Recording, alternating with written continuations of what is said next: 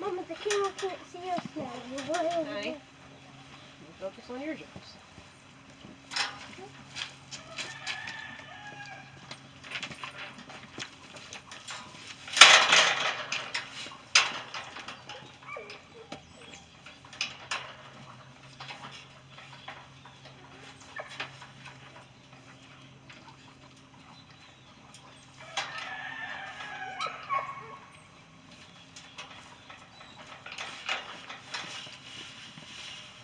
Alright, we'll let that work.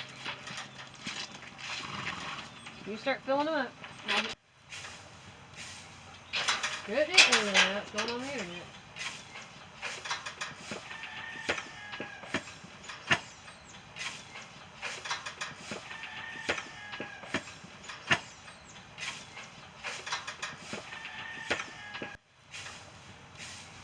She has something. Yeah, you don't do it. Good girl.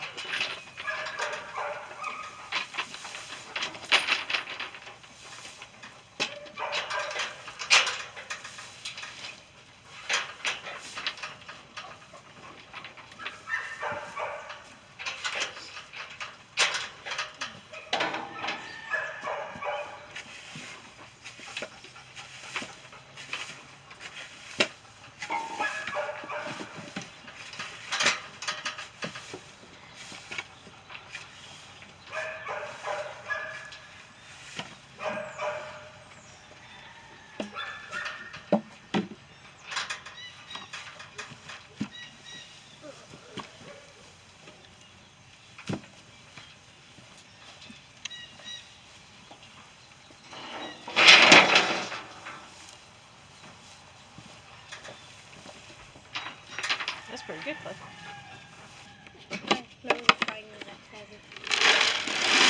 Put in the bait. This is just to get her started. Let's see if we can get her in here. Woo! Woo! Woo! She knows what's in that bowl.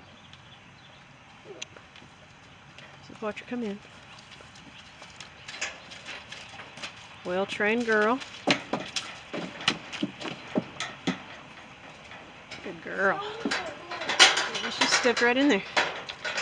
Right, come in here with this pin.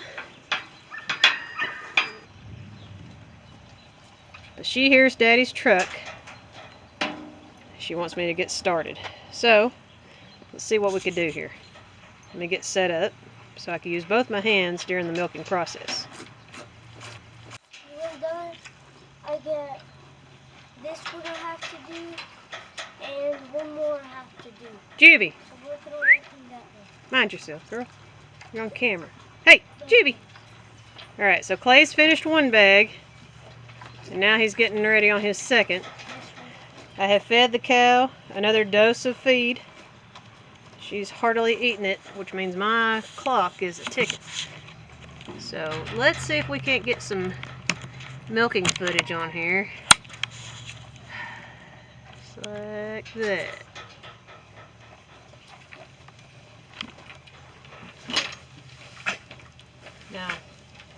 anyone who's ever had to milk before knows what it feels like when that tail hits you. So I know that don't look pretty, but it serves a function. So first thing I do is I have clean paper towels in my supply can here. I have to keep a lid on everything because of the dust and the chance that I may get some spattering of something. But I have this little tin bowl, and I try to keep all this dry as possible. I'm up on pallets.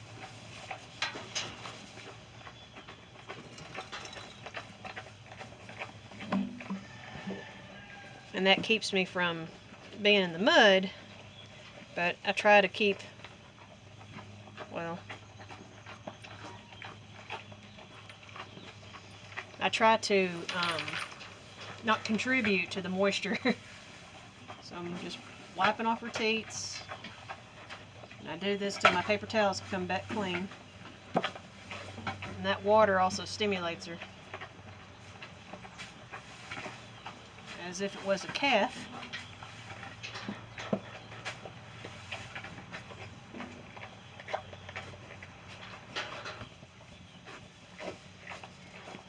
So we're wiping off. It's looking pretty good. Sometimes it takes a little longer because I have to wipe off this stuff, this bag balm, in case she gets a little chapped. That's her chapstick for her teats. So with the wiping done, we do a little pilot run.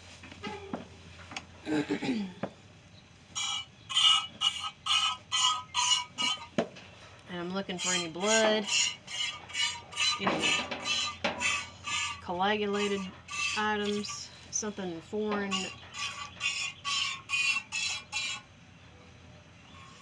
Yeah, it's not too bad. So I'm pretty happy with that.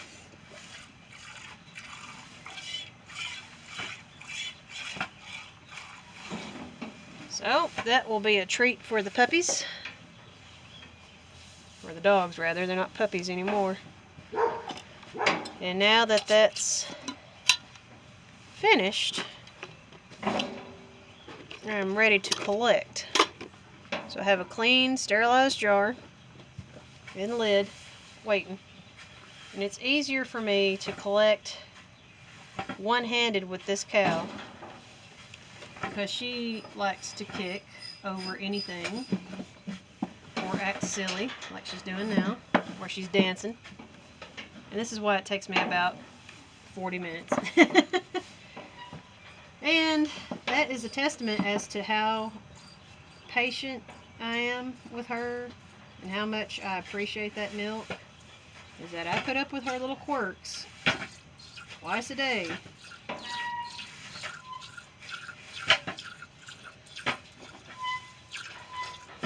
You see, when one hand gets tired, switch it up.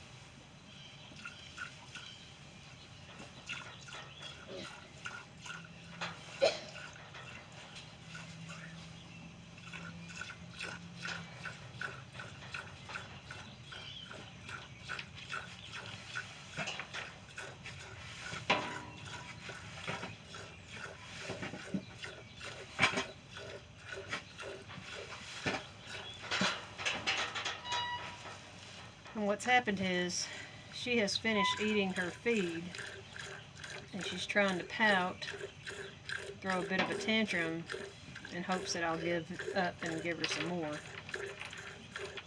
I usually don't give her any more feed until I'm completely done.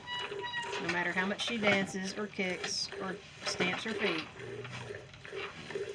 she has to wait till the very end and I give her the rest.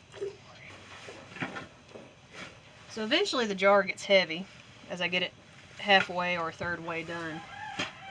And instead of putting that stress on my hand, I'll show you what I do.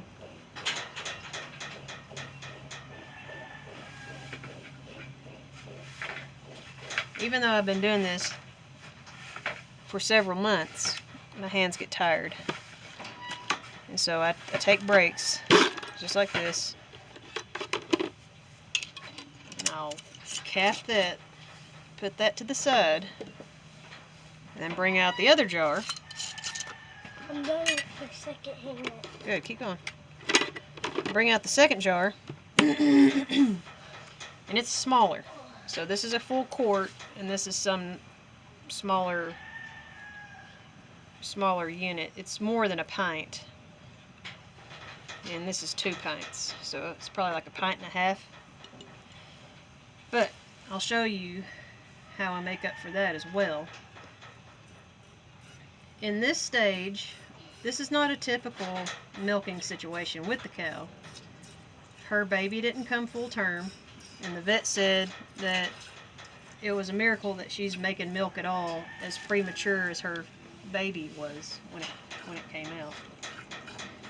So you get what you get, and you don't pitch a fit. So I'm getting about, on good days, I would get I would get about 3 quarts. But now, let's see here, that was the end of September, I was getting 3 quarts. There's been a few upset conditions, and that will decrease milk production. We had a day when we skipped the milking, and she had to go a whole day without being milked. Well, she got milked 1 time that day instead of 2, and that's happened twice now. So now, each milking, instead of 3 quarts, I'm getting less than 2 quarts, and that's just recent. There for a while, I almost had her back up to 3 quarts, but she's a small cow for a Jersey. She's not a miniature Jersey, she's just a small Jersey. She was her mother's second calf.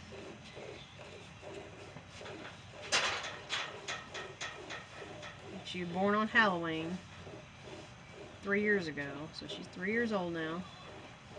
We're hoping this second round of her pregnancy goes better than the previous one.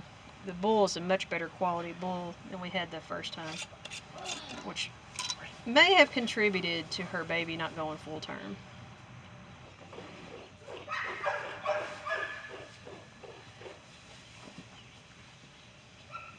So here I've just about filled up a quart.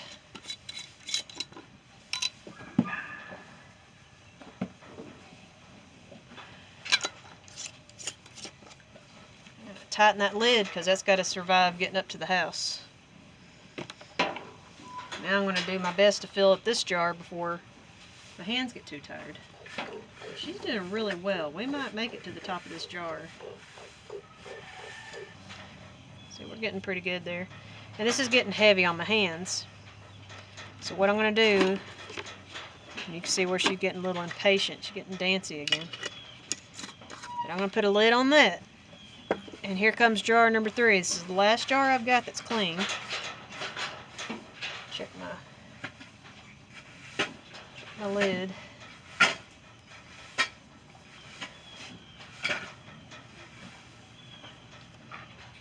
I got Clay over here doing the hay nets, so I got a little bit of dust flying over here. I could switch that up with a clean lid. The jar's been kept clean. What I'll do now is fill up the last jar and use it to fill up the second jar. I'm done with all the hay nets. Good job, Clay. Here in a second I'm going to pan over to where Clay's filled up his hay nets, because he says he's filled them all up. But as I look over on the fence, I see 2 more hay nets that need some work.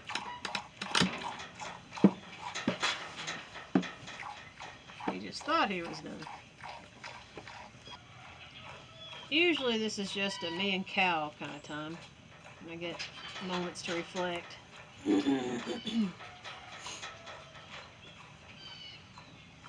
I've been at this new location for probably a couple of weeks, and I feel like I'm still settling into it. Just as soon as you get used to a rhythm around here, it changes. Mud happens, cold happens, heat waves, droughts. The weather keeps you on your toes.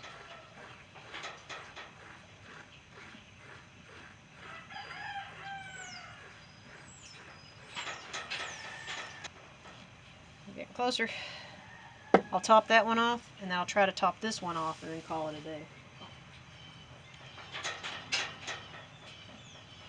Yeah, it's usually just me and the cow down here because Richard's at work and the boys are at school. And it's quiet.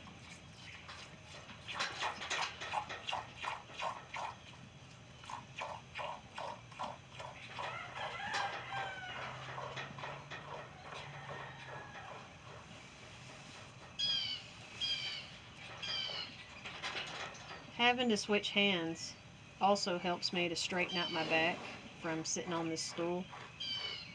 In the beginning of my milking, I found that I was hurting my back by being slumped and pinched over. Like I'm over here slumping and pinching and reaching for that back udder, and it would mess with my sciatic nerve in my left leg.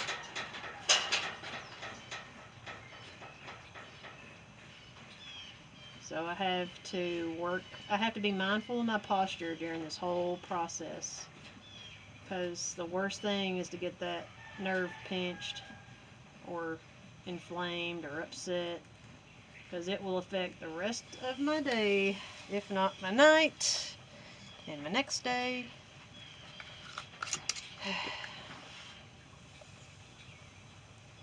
And if I do mess up that nerve or pull that muscle, or see, it's nice and full.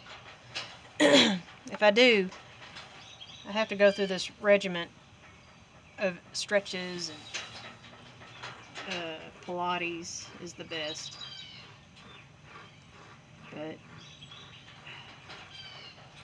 sometimes my discipline doesn't